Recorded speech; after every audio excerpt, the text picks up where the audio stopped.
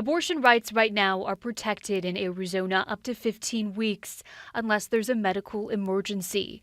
But uncertainty still looms. We have several prosecutors in Arizona, county prosecutors, who have been clear as mud about whether they intend to try to prosecute Arizonans for abortion. Women's rights groups are pushing to put abortion rights on the 2024 ballot. Meanwhile, an anti-abortion law firm is asking the Arizona Supreme Court to reverse a lower court ruling and once again make nearly all abortions illegal interstate.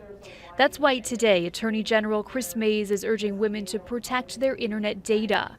Mayes and other advocates are worried your online search history, phone location, and other information when seeking or considering an abortion could possibly be used in investigations if abortion rights are rolled back more. We do know that the governor has issued an executive order placing the responsibility for any abortion-related prosecution in my office.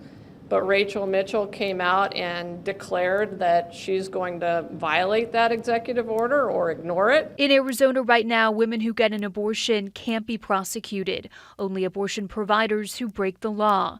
Still, Mayes and advocates say it's important to protect yourself. Prosecution is really the end of a process. Okay, an investigation, you can break a lot of eggs and really hurt a lot of people during the course of an investigation, right? You're outing people. Now, Mayes says some ways to protect your data are limiting location tracking on your phone, keeping emails private, and using caution with period tracking apps.